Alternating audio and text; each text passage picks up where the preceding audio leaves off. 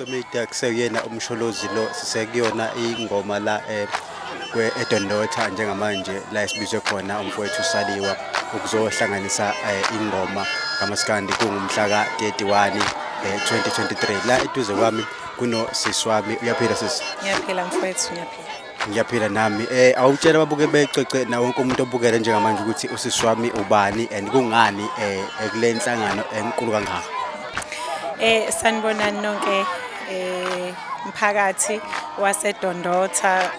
Siyabona ukuthi umfowethu uSaliwa uvela kuphi. NgiuNozipho Buthelezi ophuma kwa Department of Sports, Arts and Culture, umnyango wezamaciko nezemidlalo namasiko. Ngilana ngoba size ngeciko. Siyamazi sonke uSaliwa, for sure siyayiqhenya ngaye siwumphakathi walana ukuthi nje hayi ngakithi khona umuntu ovelele. Silana silethwe nje uSaliwa.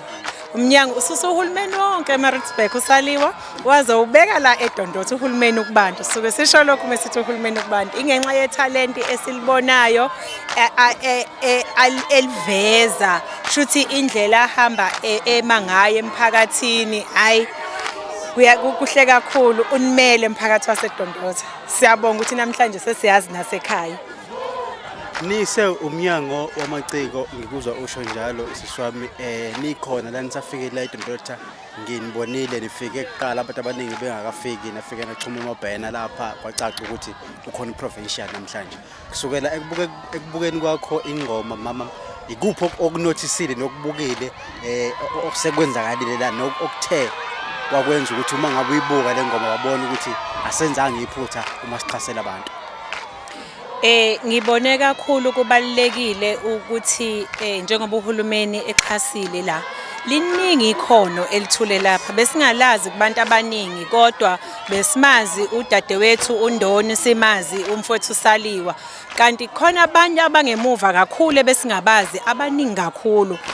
Siyabonga nje ukuthi uhulumeni usiphe lomnikela mncane siphe wona kodwa ke ngenxa yokuyimisela nokukhula mhlambe siyathemba ukuthi mhlambe ngelinye ilanga abahlonishwa bayosho ukuthi hayi engathitha ke sithi kwandisa ngenxa yomningi babantu esibabonayo belana nokuzimisela kwabantu basemakhaya kokuqala nqa uhulumeni emlandweni ukuthi axhase ingoma eindaweni zonke ke ngoba kuseyindaweni zonke umcimbi onjengalo wonke uhulumeni kulonyaka uthatha isinqumo sokuthi uzoxhasa kuya phambili.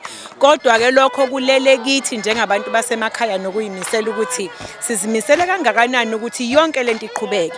Kuqhubeke kahle ngibona ukuhloniphana okumnandi okusezingeni eliphezulu akunayinxushunxushu kuyalalelwana emakhaya inhlonipho yonke ikhona. Siyabonga mfowethu, siyabonga kakhulu. Sesiphetha nje mawami athi namazwi akho ongawasho ukugqugquzela ikakhulukazi umfowethu lo kuyena eningaye namhlanje la ukuthi bagqugquzele kakhulukazi kulento eseyenzakalile bona kanye nekomiti lonke ake waliveza lapha ukuthi usebenza nalo?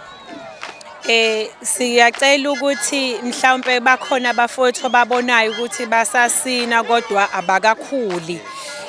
Siyazi ukuthi kuye kube nengoma ebakhona ebizwa ngengoma kazwelonke ebaseThekwini lapho esababona khona.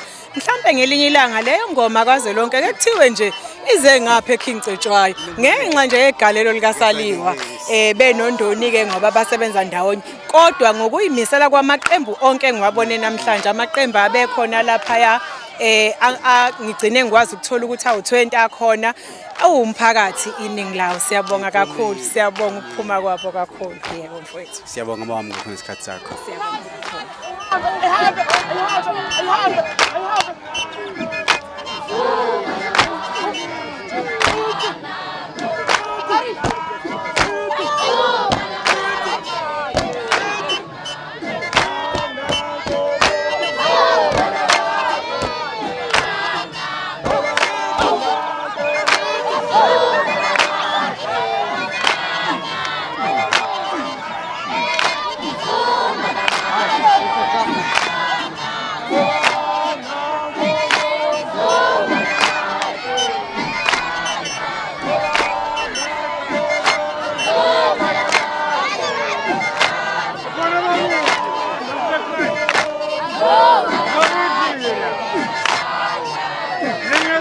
phambili.